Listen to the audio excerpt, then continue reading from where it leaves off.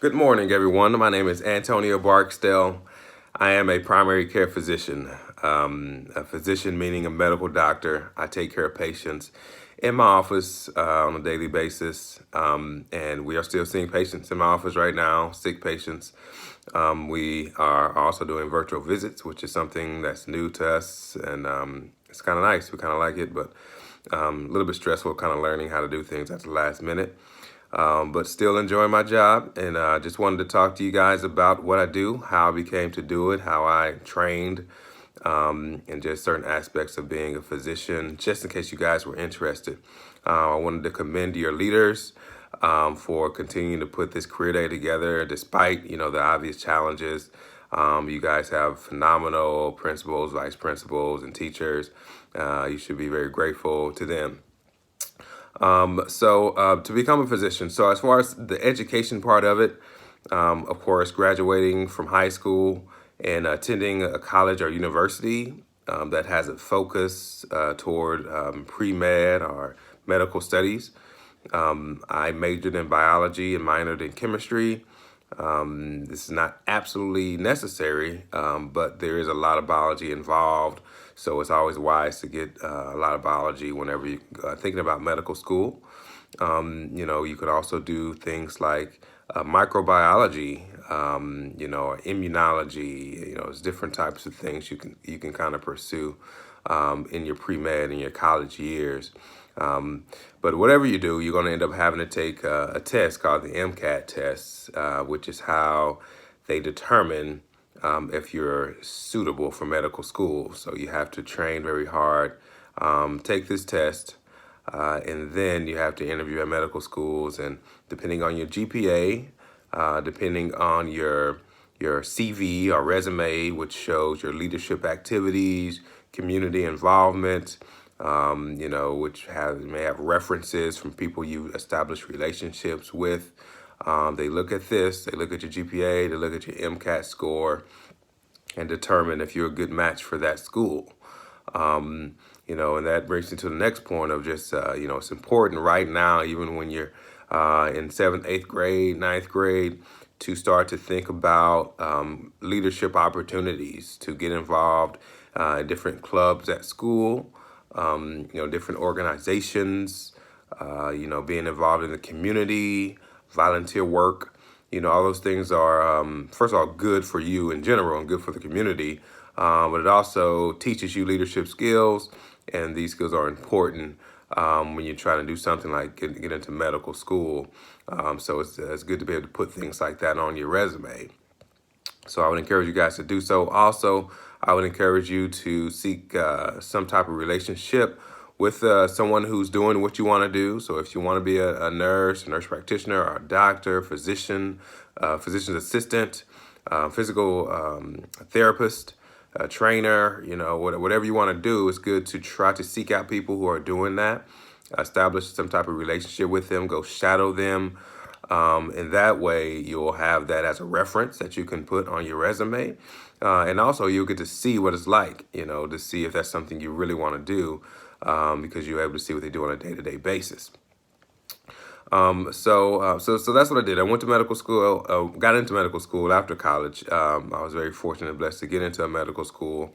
And medical school is 4 years, a very intense training, extremely intense, just a lot of information being thrown at you that you have to learn. So it's not easy. It's not for the faint of heart. But again, if you feel called to medicine, it's definitely doable if you have your mindset to do it. The first 2 years of medical school is basically classroom work where they're just throwing lots of information at you. You may have seen like the big anatomy classes where you're dissecting cadavers. As part of it, you're learning just all the biology, biochemistry, your obviously anatomy, just going over a lot of different things, organic chemistry. So that's the first 2 years. The second 2 years, you are doing clinical rounds. So you're actually shadowing and being with doctors and residents, and you're learning on the job, and you're taking tests after each rotation to see, to make sure you've mastered that particular topic. So that's for 2 years. And then, assuming you do well on all your testing, you graduate from medical school. Now, after medical school, you have a medical degree. So you have an MD, you're a medical doctor. However, in order to become active in whatever field you want to pursue in medicine, you have to go through a residency program. So a residency program can be anywhere from 3 years up to 10 years, depending on what you want to specialize in. And so at this point, you have to decide what area of medicine you want to go into.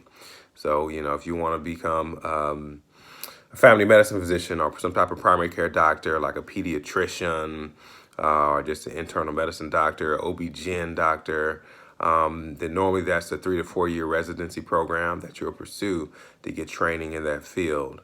If you want to do something like a plastic surgeon or a neurosurgeon, the residency program is a lot longer. It takes many, many, many years to perfect those skills before you're ready to go out and do those skills. So you could easily do a 7, 8, 9 year residency program before you're ready to go out. Lots of different fields in medicine. There's skin specialists, dermatologists, there's ears, nose, throat specialists. There's gastroenterologists specialized in the GI tract.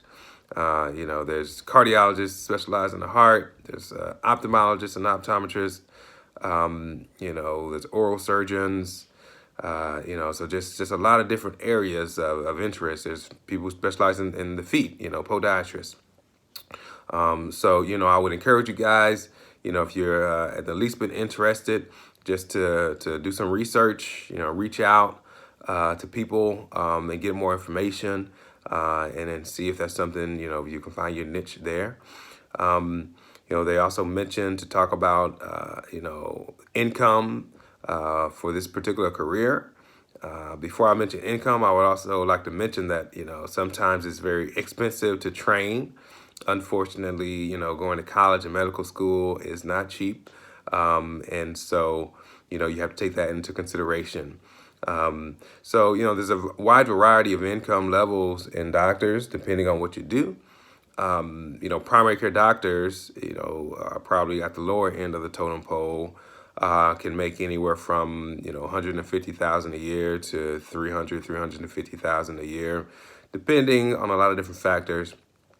However, someone like an orthopedic surgeon probably averages more like 500, 600,000 a year. Neurosurgeons, plastic surgeons average a bit more than that. I'm not sure the exact numbers, but they could easily bring in 700, 800,000 if they're really busy and in certain places. Why did I choose medicine? I chose medicine because I felt a calling. I wasn't sure if I could do it because it takes a long time, a lot of work. But when I was in college, I just did a lot of soul searching and just a lot of praying and trying to really figure out how I can best utilize my skills. And I found out that I could do this if I really set my mind to do it. I felt like I could do it. And I feel like if I did do it, I would help a lot of people. So I felt an obligation to pursue the calling of medicine. I chose primary care medicine, family practice, because I like the relationships with people. If I was a specialist, I just see patients a couple of times and dismiss them. But as a primary care doctor, I'm able to establish a long-term relationship with them, establish good rapport. I can see patients any age, any stage of their life. Just about any medical issue that they have, they come to me first usually. So I just like being able to do that. I like the variety. I never know what I want to see on a day-to-day basis in primary care.